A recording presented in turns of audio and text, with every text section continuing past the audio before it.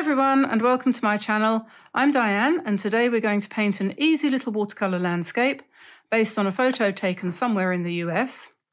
I'm going to be demonstrating mixing colours with my favourite Michael Harding paints.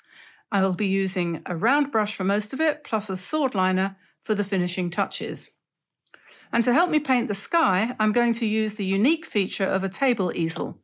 I have two of the Meeden table easels here to show you, and even if you don't think you need something like this, I'm going to show you why I've decided to give one of them a permanent place on my desk.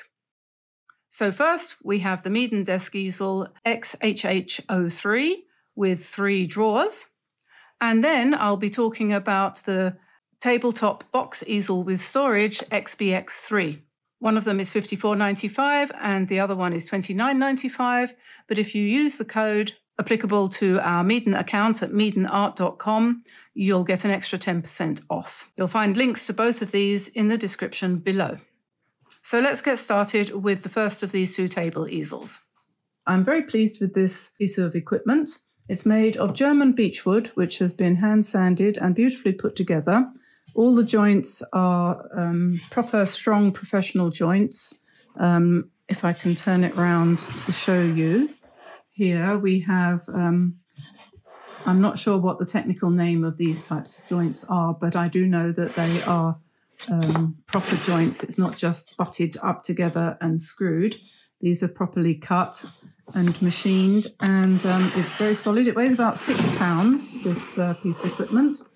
And it has, basically it measures, let me just see what it says the size of it is. It's about 5 inches deep in this dimension, and it is 16 inches long in this dimension, and the other way from here to here is 11 inches. So these drawers are, there's 2 shallow ones. There's one at the top here where I have put my brushes. If I pull it all the way out, you can see it's plenty big enough for the largest normal sized watercolour brush.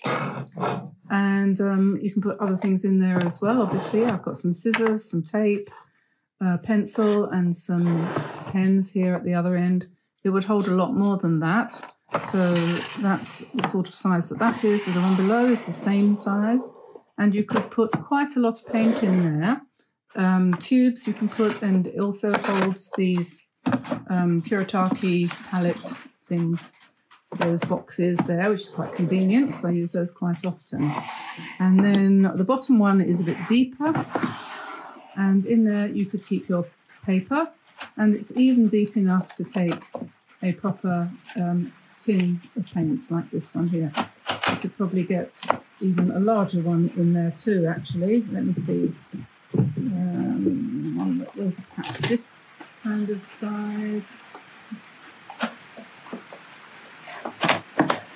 Yep, that goes in there too. So that's really good.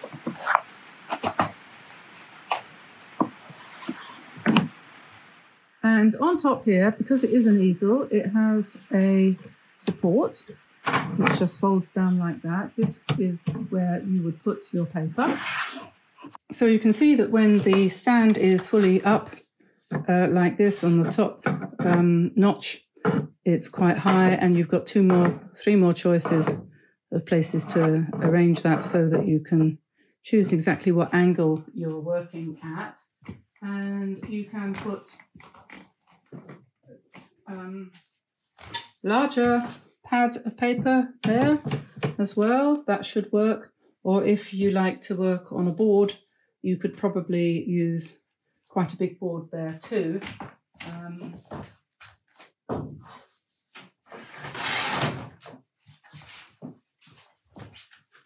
This is just a mixing palette, but it's bigger than that paper, and you would be able to put a board of about that size on there with a piece of paper attached to it, and you could work quite happily in the sort of semi-reclining vertical position, if that's the way you like to work.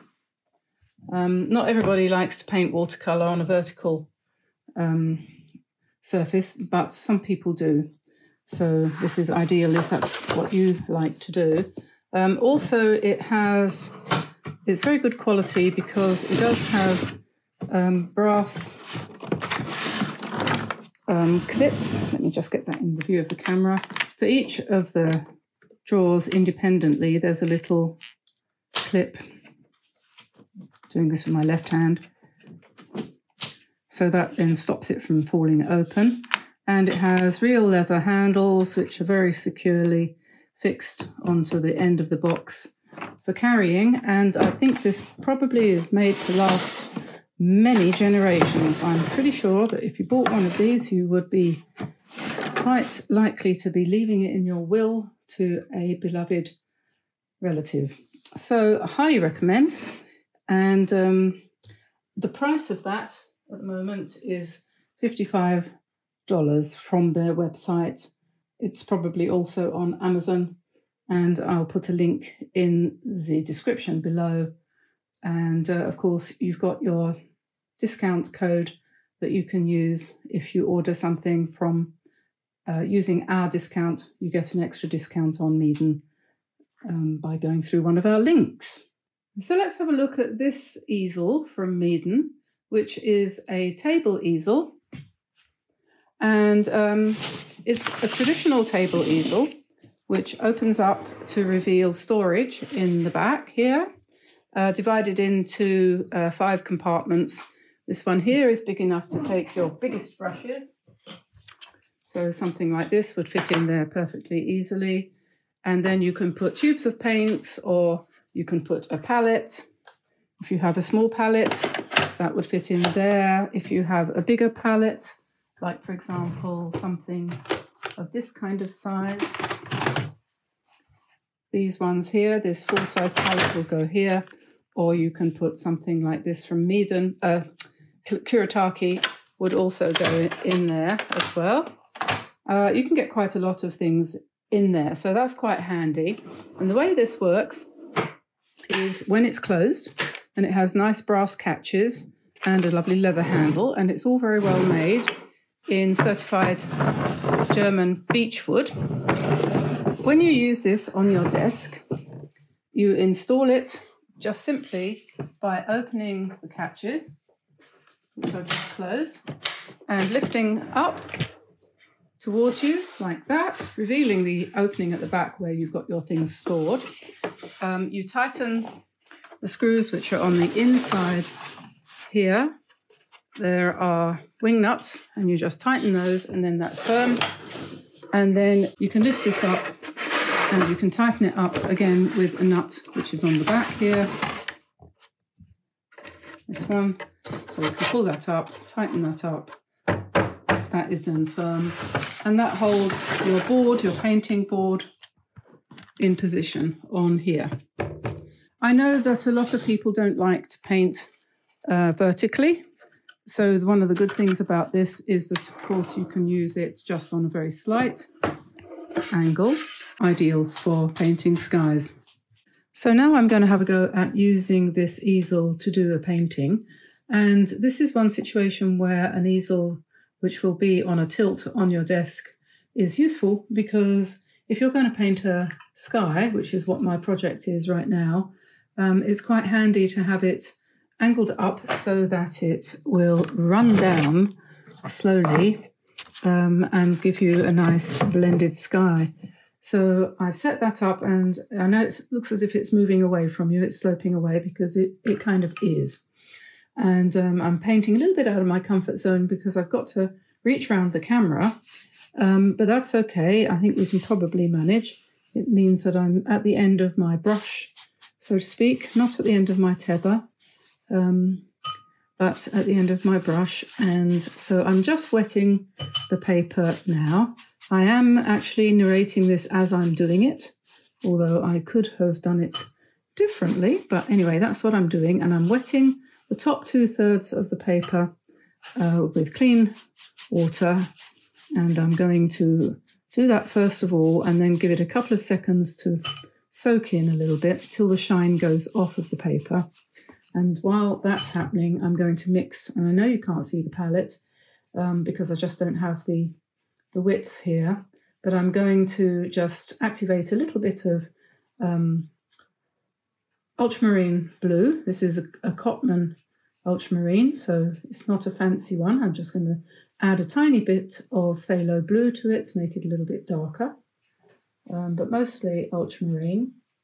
And then once I've done that, I'm going to come back and I'm going to drop that in across the top of the paper and use plenty of water and vary the intensity of the colour as you go across and sort of break it up a little bit. And then I'm going to add a little bit of burnt sienna to some of that blue to give me something of a grey like this. So we have some clouds, and we'll leave some white areas as well. So it can be just as random as you like. We come back in with a bit more blue and try not to try too hard, really is the thing. Don't try too hard.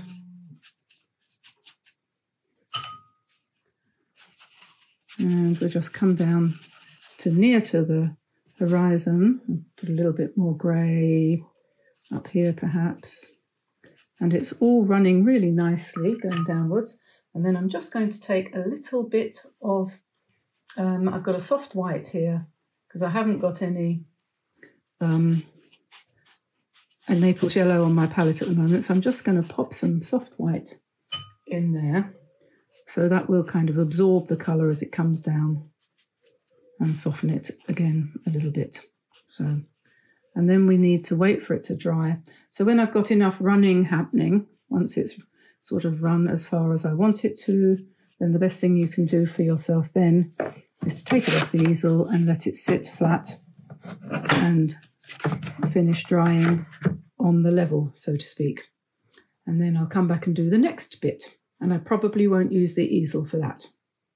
Okay, so that's dry. And the next thing we're going to do is we can paint in some distant mountains.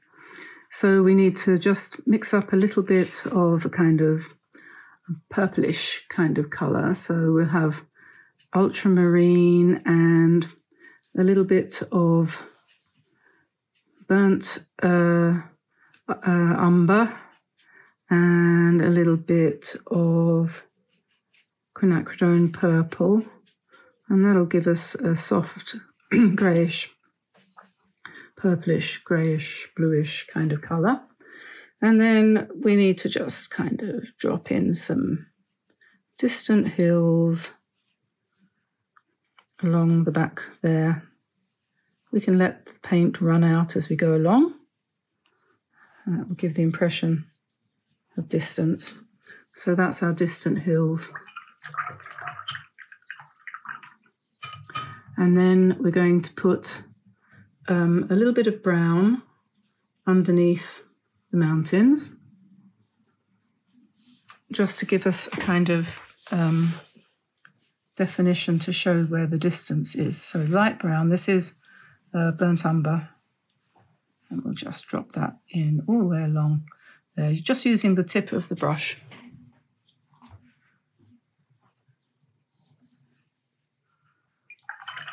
And then we're going to put in a strip of a kind of yellowy colour, so as if there was a sort of wheat field in the distance there. So we'll pick up some cadmium yellow, maybe a bit of quinacridone gold. We don't need very much paint because it's just it's a field in the far distance, so we'll just lay that down there. Just draw that across.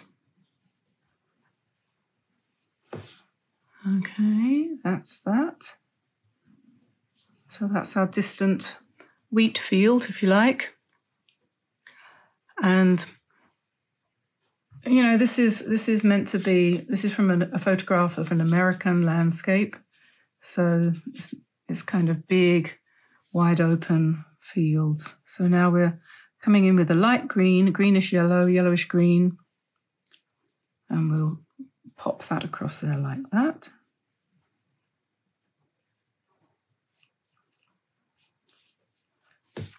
And then the next field is going to be in a darker green, I think. So we could use the Perylene green, this Michael Harding colour. It's a nice earthy green. So we'll put that in here. It's best to avoid doing lots of long, stretched out strokes. It's best to break them up a little bit as you go along. And then we'll put in some slightly lighter green here. And maybe that's would be better if that was cut back a bit. And maybe here too, perhaps that needs a little bit of breaking up. And then in the foreground, let me see, what have we got here? We don't want that colour. Hooker's green, perhaps with a bit of that.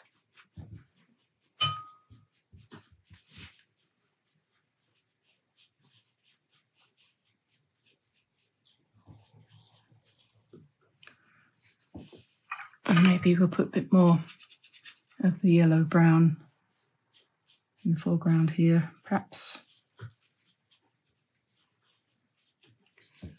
I don't want the foreground to be too dark, so...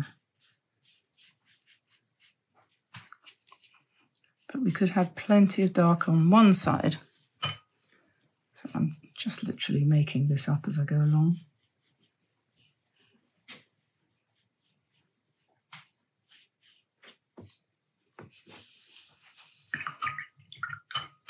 And then I'm going to put some burnt sienna here.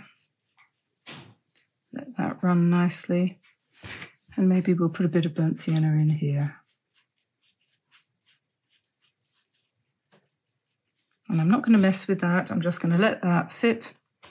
Actually, I think that wants some quinacridone in it there. That burnt sienna looks a bit pathetic, washed out.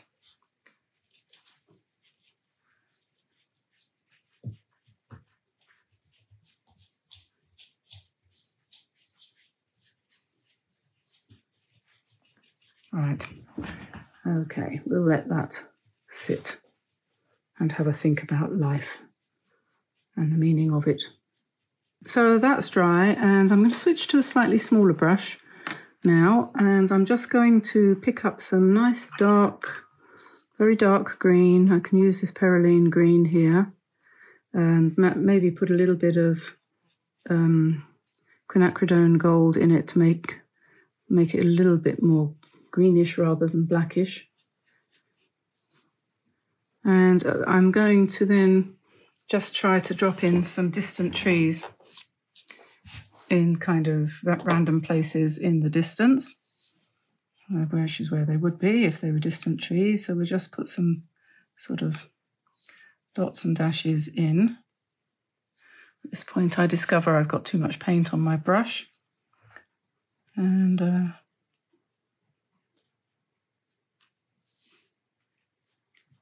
just working along there to indicate a distant forest. Don't make them too big because they wouldn't be all that big, would they?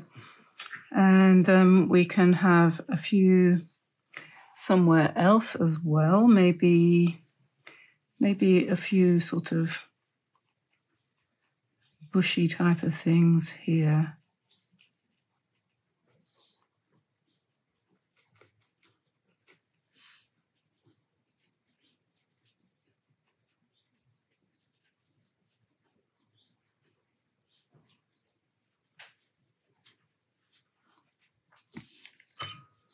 What you want to do is introduce a bit of contrast, so you need some darks against the lights, which is, you know, it's not actually all that easy.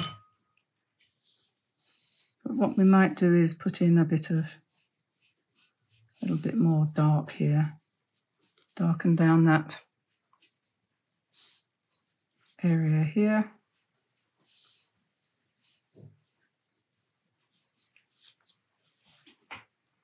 And then here we've got possibility for some more grasses.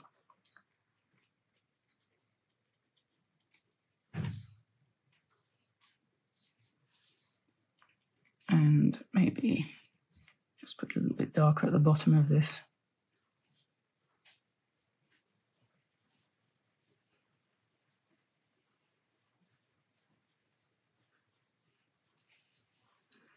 And here we can carry on with hopefully a bit of calligraphy. I think I might try a smaller brush. Just let me find my flicky brush. This one will do, I think. I will try it out on a piece of paper first. Yeah, you have to be quite sort of courageous about this because it could all go very badly wrong.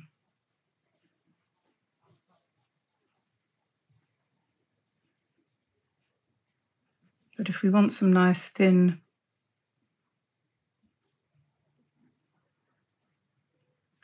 lines, this is the way to do it.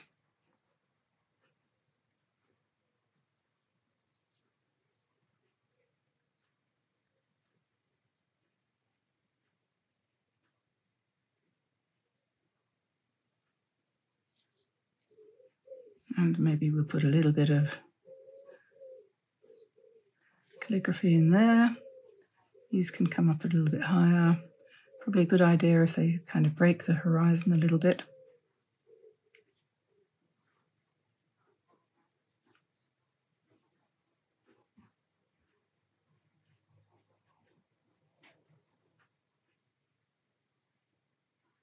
I'm sort of growing a tree here.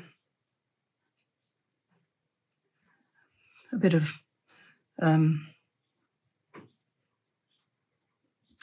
what do you call it? Dead wood. Just going to lighten that. That's a little bit too dark, that bit there. And then we can go over. There we are. I've done it again. That's it. So I think we'll leave that like that and see what happens there. And probably call that done. Have a look at that in a minute when that's completely dry. So there we are, one landscape from a photograph taken somewhere in America. Actually, it's a bit invented really, but you could imagine, couldn't you? So we'll leave that and say thanks very much for watching. Don't forget to like and subscribe, turn on notifications and all the rest of it. And I will see you again very, very soon. So bye for now, everybody. Bye-bye.